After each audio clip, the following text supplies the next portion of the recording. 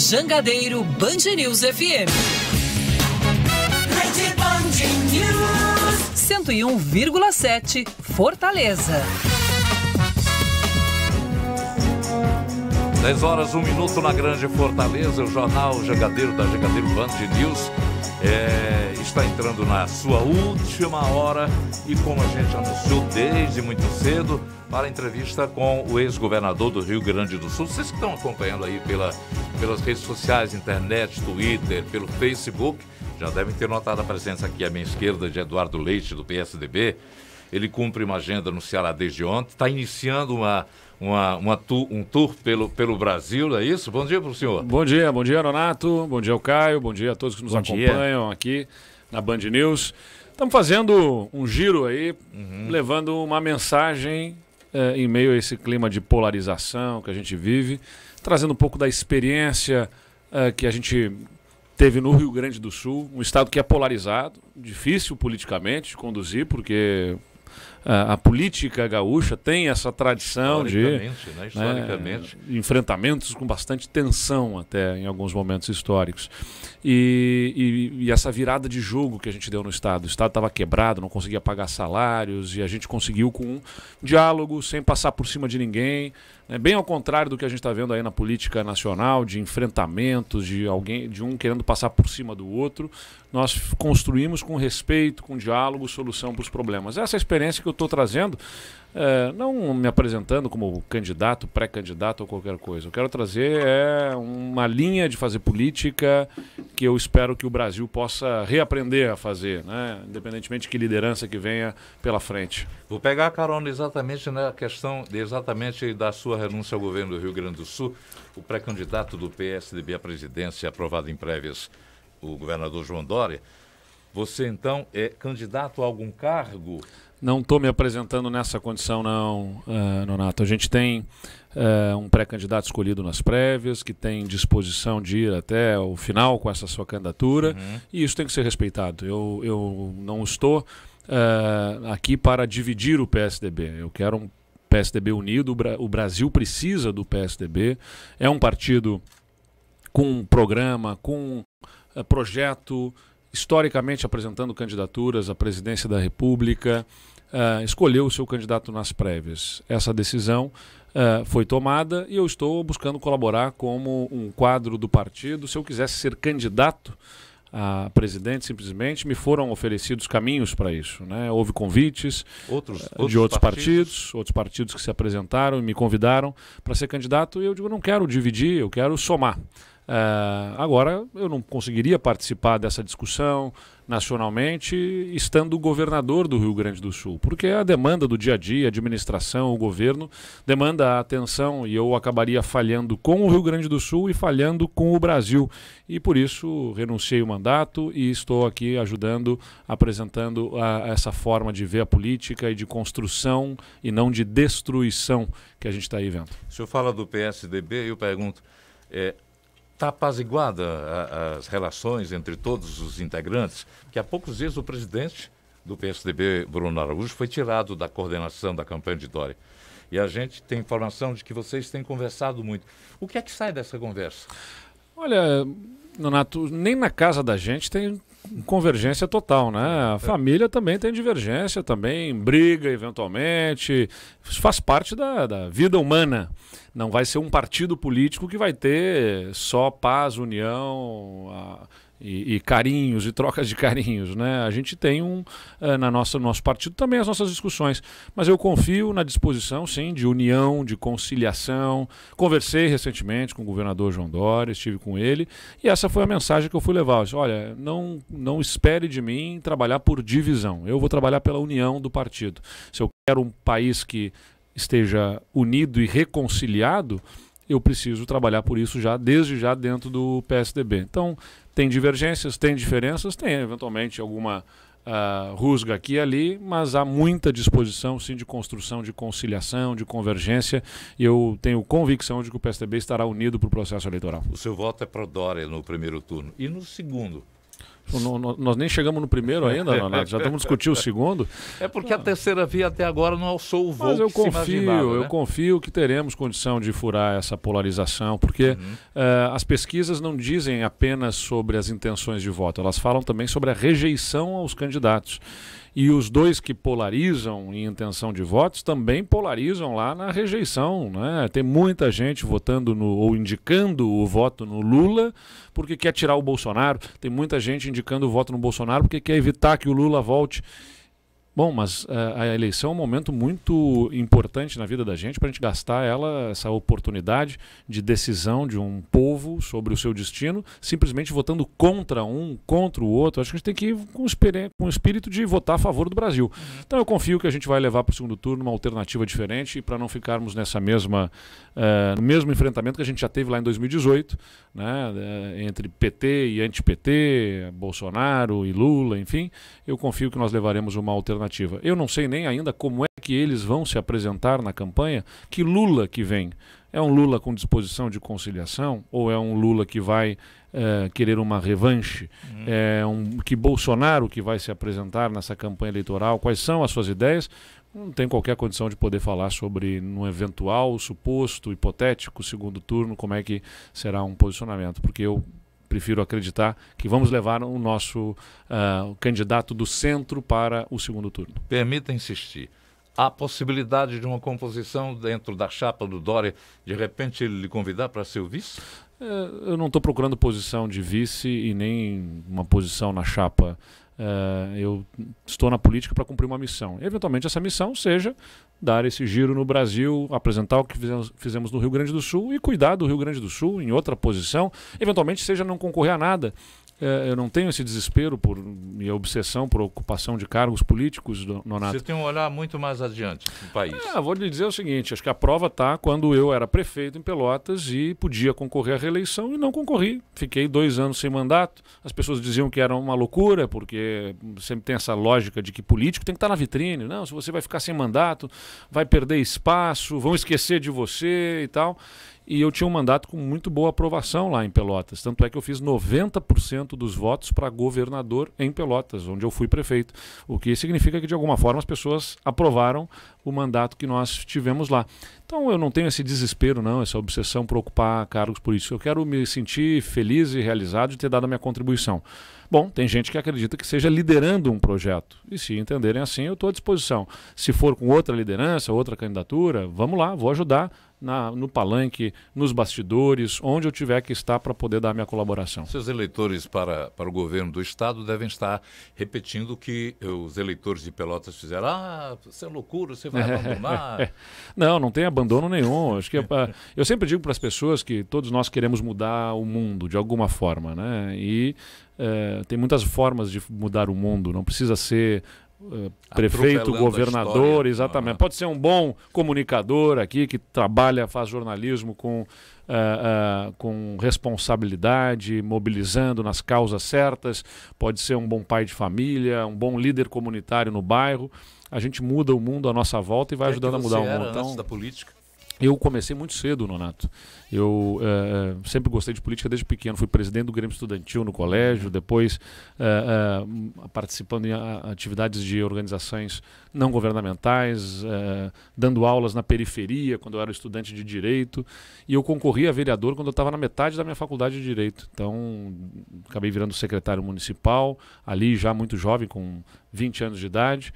E estou na política desde sempre aqui na minha vida. Na verdade, são quase 18 anos de vida pública, no final das contas, embora eu tenha 37 anos de idade. Eu escolhi a política como uma missão de vida. Não é uma profissão, mas é uma missão de vida que me orgulha e me deixa muito feliz, tanto quanto o dono da coisa toda, que é o povo, entender que eu deva ser contratado ou não. Dos presidenciáveis que estão aí, alguém com 37 anos é o mais jovem, diga-se assim. Eu brinco que jovem mesmo é esse menino que se elegeu no Chile. O presidente do Chile se elegeu com 35 anos de idade. Aí o pessoal fala assim, 37 é muito novo. Não, novo é esse menino aí do Chile aí que tem 35. E que Brasil tem em mente um político jovem como o senhor, a despeito dos demais candidatos que parecem ocupados em trocar farpas, tripudiar-se entre si? quando o país, nesse momento, precisa realmente de projetos. Ficam gastando muito tempo e energia atacando uns aos outros e deixam de atacar os problemas. Vamos lá, o pessoal está com poder de compra diminuído, dificuldade para colocar comida na mesa, a inflação fazendo as pessoas perderem qualidade de vida, e uma série de outros problemas que o Brasil precisa enfrentar. E qual é a grande agenda dos dois lados que estão aí? Enfrentarem um ao outro, fazer o outro perder, né? E quem é que ganha nisso tudo?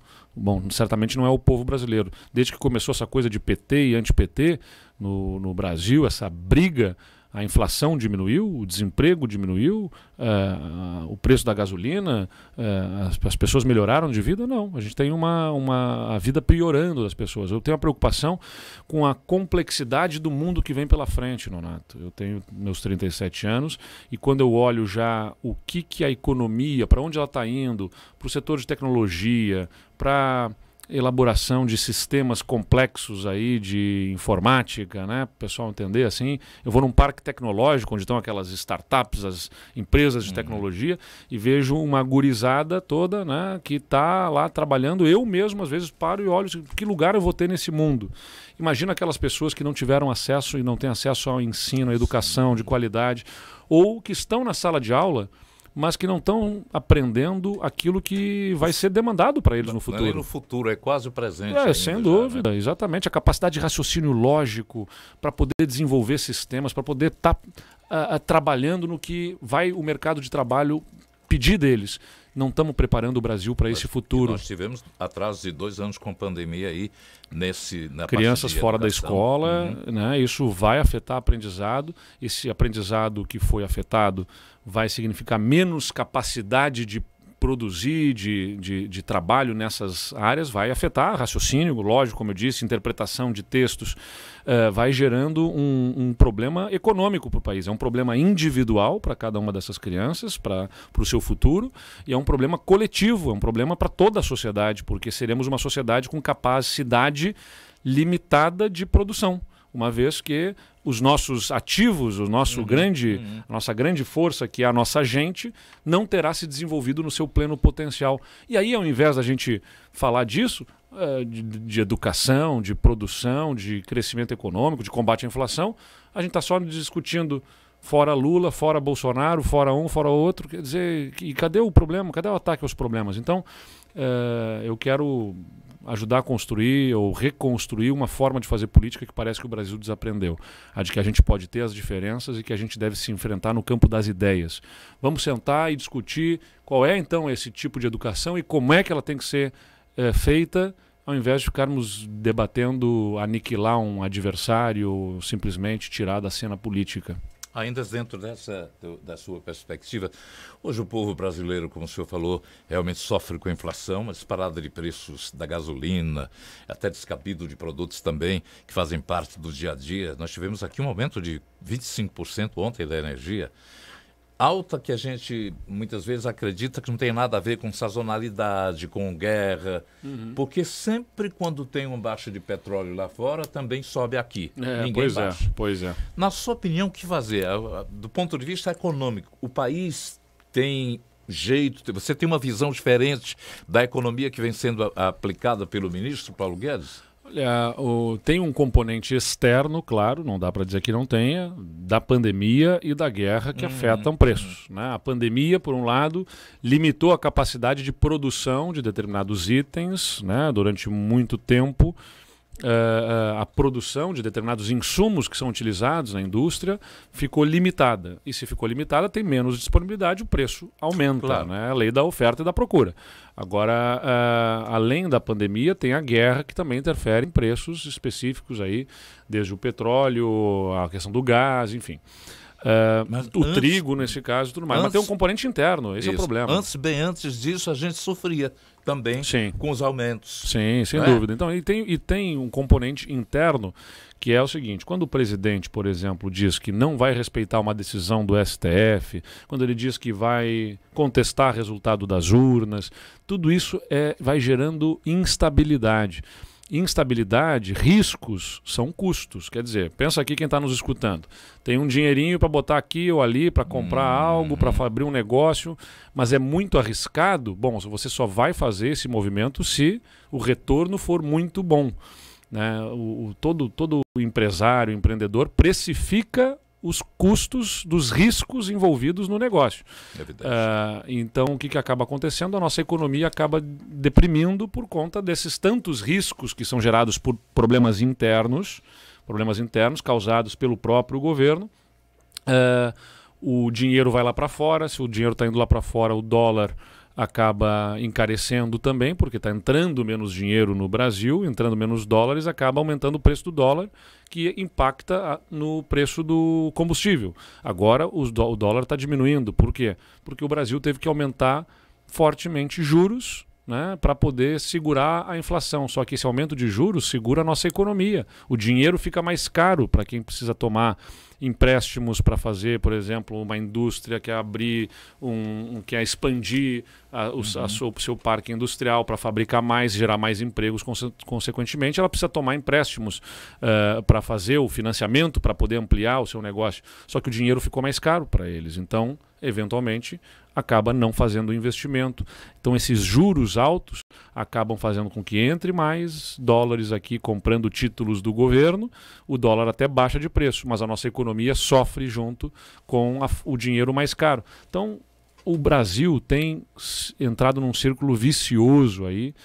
Eu respeito o ministro Paulo Guedes, tenho uma boa relação com ele, mas entendo que a política econômica do governo, que não é de exclusiva condução dele, é a que o presidente da República banca, está num caminho totalmente equivocado, fazendo a vida ficar mais cara, pior para todo mundo. Porque foi bom aluno de economia, viu? Estou tentando aqui falar de uma forma simplificada. Aqui. Tive que estudar, eu sou formado em Direito, mas eu fiz, claro, tenho economia dentro do Direito também, e tenho também um mestrado que eu iniciei, tive que parar para virar governador em Gestão e Políticas Públicas pela Fundação Getúlio Vargas no estado de São Paulo, que me ajudou aí, e pela experiência também, vivenciando muito aí, né, os assuntos econômicos, a cuidar desse assunto também. Eduardo, essa semana foi aprovada a Federação PSDB Cidadania. Qual é a importância e o que é que pode resultar dessa união para fortalecer os dois partidos nas eleições deste ano? O PSDB e o Cidadania já andaram juntos em várias eleições recentes. E acho que nessa nova lógica do funcionamento do nosso sistema político, que proíbe coligações, né, e estimula, através das federações, que a gente possa buscar uma concentração do nosso sistema político, é um passo acertado dos dois partidos para se fortalecerem, mas mais do que fortalecerem os partidos propriamente, possamos fortalecer uma pauta, uma agenda. Tem afinidade de agenda entre os dois partidos, de uma visão moderna da social-democracia, que cuida dos assuntos econômicos, respeita o setor privado, mas ao mesmo tempo tem uma visão social sensível, responsável do papel do Estado para cuidar da vida das pessoas que mais precisam. Então acho que essa federação foi uma decisão acertada dos dois partidos e principalmente eu espero que essa proibição das coligações para a eleição de deputados e vereadores e tudo mais, acabe ajudando o país a reduzir o número de partidos políticos, porque os partidos são uma instância, uma etapa importante do processo político. Eles ajudam na intermediação, quer dizer, se você for... Nós temos 513 deputados, Nonato. Se forem 513 deputados, se no extremo virassem 513 partidos, cada um o seu partido, vira uma grande confusão, difícil de arbitrar, difícil de conciliar, né? Então a gente precisa ter os partidos políticos como uma etapa anterior ao plenário, vamos dizer, onde se tomam as decisões, para fazer a depuração, a peneira, vamos dizer, cada deputado precisa fazer as suas ideias prevalecerem no seu partido para então levarem essas ideias ao plenário. E isso é o que é o razoável num sistema político para que a gente possa ter capacidade de decisão e não fiquemos travados, né? Porque se cada um puxar para um lado, a lei da física se impõe, as forças se anulam e a gente não sai do lugar. Nós estamos conversando aqui com o ex-governador do Rio Grande do Sul, Eduardo Leite, que está fazendo um giro pelo país, Fortaleza, ele ontem fez uma palestra na Assembleia, conversou com empresários também. Bom, Ciro Gomes tem feito aceno aos partidos de centro, alegando que a saída de Sérgio Moro da disputa abre um canal de diálogo com o PDT. Ciro é uma opção? Moro está fora mesmo? O ouvinte deve estar interessado em saber o que está acontecendo de verdade na cena política. O que tudo indica, a opção que o Moro fez pela União Brasil significa abrir mão da candidatura presidencial. E não tem nenhum demérito nisso. Acho que é, inclusive, um valor, uma vez que ele faz um gesto, um movimento de desprendimento nessa direção. Pelo menos é o que a manifestação que ele fez e que o partido fez indicam. Do lado do Ciro, por um lado, até admirável a sua obstinação. Por outro lado, acho que é importante que tenha a disponibilidade de conversar, dialogar para buscar alguma conciliação. Acho que é importante que se converse com o Ciro, é um protagonista nesse processo. Afinal, já participou de 3 eleições como candidato, está aí na sua 4ª eleição se apresentando. Tem um percentual de votos que não é desprezível e temos que sentar e conversar sobre as ideias. Eu acho que sempre antes de definir as pessoas, a gente precisa definir o projeto. O que se pensa da economia, de que forma que pensa privatização, que pensa abertura econômica, quais são as fórmulas aí pensadas. Não quer dizer que precisa pensar exatamente igual para construir em torno de uma candidatura, mas precisa ter uma convergência, o que une precisa ser maior do que o que separa. E é isso que precisa ser posto à mesa com o Ciro para tentar construir convergência em torno dele ou dele em torno de alguém no centro democrático, como nós chamamos aí, nesses partidos que buscam furar a polarização. Da minha parte, à disposição de diálogo, eu espero que haja dele, ele deu alguns sinais, eu espero que isso se confirme com gestos concretos de diálogo de todas as partes. Porque a realidade do país, o eleitor, de repente, fica surpreso, que de repente corre uma leva de políticos para ficar ao lado de certos políticos. Sim. Interessados também não é na agenda política. Sim. Nas suas próprias agendas, né? Estou falando do Centrão. Quer dizer... Que isso não existe na sua concepção. Não, acho que assim, é legítimo que se sente para discutir, cada um pode ter agendas diferentes, mas sempre com foco no interesse público. Como é que eu faço política, Nonato? Eu me elegi governador e busquei cada uma das bancadas no parlamento, inclusive as de oposição. Eu dizia a eles o seguinte: assim como o povo me elegeu com a minha agenda que eu apresentei para a população, elegeu os deputados com as suas agendas.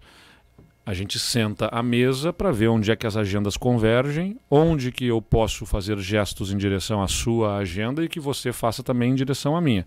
Não é diferente do que a gente faz em casa. Quem está nos escutando sabe do que eu estou falando, né? Um casal tem que fazer um para o outro coisas que não gosta tanto para poder conviver. Se cada um for conduzir dentro de casa, numa vida em família, fazer as coisas do jeito que quer, sem fazer para os outros aquilo que espera também que os outros façam na sua direção, a vida fica insuportável. Um casal, eu conheço casais aí que a mulher vai até o jogo de futebol com o marido em troca dele ir com ela para um show de uma banda que ela quer assistir. Faz parte, é isso aí. Então, ela pode não gostar tanto do jogo e ele pode não gostar tanto daquela banda especificamente, mas um faz para o outro esses gestos, não é verdade? Então, na política é a mesma coisa. Eu tenho uma agenda, reformas que organizaram o Estado, as privatizações, criação de determinados programas. O deputado tem uma agenda da sua região, é levar asfalto lá para a sua comunidade, é construir um hospital que vai atender uma região, é atender a política de proteção dos animais, é atender a política em direção a trabalhadores de um setor. Enfim, cada um tem a sua agenda. É legítimo que a gente sente e compartilhe isso e possa fazer gestos em direção um ao outro. Agora, o que não é legítimo? O que não é correto? Troca de cargos, de dinheiro, de fundo eleitoral para comprar posições. Isso não é o tipo de política na qual eu acredito. Infelizmente é uma realidade também. Ela é uma realidade. Né? Seu pensamento me faz lembrar historicamente, Abraham Lincoln, quando foi eleito, convidou para o seu ministério o cara que mais o atacou durante a campanha. E os companheiros disseram: o senhor está louco? O Não. Ele tem uma agenda que é merecedora de atenção. É isso aí. Era da oposição. É isso aí, é nisso que eu acredito. Pelo país, nada pessoal, né? Eu digo o seguinte, vou dar um exemplo. Lá no Rio Grande do Sul é deputada estadual a deputada Luciana Genro, que concorreu à presidência da República, inclusive pelo PSOL. Podem imaginar que a deputada Luciana Genro pensa muito diferente de mim sobre privatizações, sobre reformas no serviço público, como nós promovemos.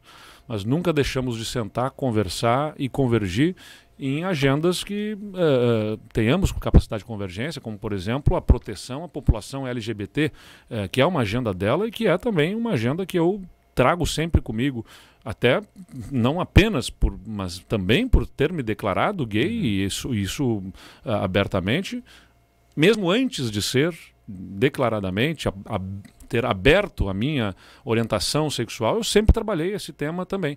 Então, se a gente tem convergência nisso, por que a gente não pode sentar e conversar e construir essa agenda? Naquilo que a gente se enfrentar, que a gente tiver diferença, vamos debater e enfrentar as ideias, mas não um ao outro. Nunca lancei suspeitas sobre quais as intenções da deputada e nem ela em relação às minhas intenções. Nos enfrentamos porque pensamos diferente sobre como que o Estado deve atuar em determinados setores. Mas essa política parece ter sido desaprendida no Brasil, Nonato. Parece que agora é só enfrentamento de um contra o outro para destruir, né, desmoralizar alguém. Então, acho que a gente precisa trazer a política para o centro para poder voltar a ter capacidade de convivência fraterna, pacífica, que é a característica do povo brasileiro. Você defende que a construção de um acordo não pode ter imposições de nomes. Ou seja, que os envolvidos precisam estar dispostos a abrir mão dessas pretensões pessoais que você acaba de narrar aqui. Na sua opinião, esse é o maior desafio para unir quem rejeita a polarização? É sem dúvida um desafio, Nonato. É legítimo a aspiração de cada um. É legítima a aspiração do candidato, é legítima a aspiração do partido de querer protagonizar. A gente tem que entender que essa eleição que vem pela frente não é uma eleição normal. Ela não vai decidir apenas quem governará o Brasil nos próximos 4 anos. Ela vai definir que tipo de política que nós vamos conduzir no Brasil. A que cicatriza as feridas ou a que aprofunda as feridas? A que divide mais ou a que busca conciliar e buscar convergências, um ambiente de respeito no país? Então não é qualquer eleição, não é só definir quem governa o país para um lado ou para o outro, é definição sobre que tipo de relação que nós vamos ter politicamente e socialmente por consequência. Porque essa onda que está aí de agressões, ataques nas redes sociais, se você não está com um, é atacado como se estivesse com outro, né? Se não gosta do Bolsonaro, então você está com Lula. Se você não gosta do Lula, então você está com o Bolsonaro. Não, peraí, gente, eu estou É de uma intolerância. Exatamente, terrível, não né? É próprio do povo brasileiro isso, como eu disse. O povo brasileiro é acolhedor, é alegre, é respeitador. Essas são as características da nossa população. Mas a política virou um enfrentamento e, por isso, essa abertura para a construção de convergência vai exigir, sim, humildade para abrir espaço em direção a algum nome que melhor concentre. Você falou do povo brasileiro e as diferenças culturais. Na sua avaliação, que grande projeto aqui para o Nordeste precisa ser defendido por um candidato? Eu acho que tem uma agenda importante de solução para o Brasil. Antes de tudo, não ser olhado como um problema. É claro que tem os seus desafios por conta de desigualdade social aprofundada por uma história toda, mas o Nordeste é solução para o Brasil antes de ser problema, pelo potencial que tem, por exemplo, no Ceará, que é referência em geração de energia eólica, energia renovável e, inclusive, o potencial do hidrogênio verde, que é algo que será demandado para o futuro. Então, o que a gente precisa ter? Infraestrutura, investimentos em infraestrutura que deem espaço para que essa vocação e esse potencial que tem no Ceará, que tem nos estados do Nordeste, possa se confirmar, né? Porque não adianta, o investimento não vai vir se não tiver a estrada, o porto, se não tiver a irrigação através da infraestrutura para a distribuição de água, que alcance as condições para que esse potencial se confirme. Esses investimentos em infraestruturas que são redentores, vamos dizer, libertadores para que o potencial que é próprio dessa população e dessa região se confirme.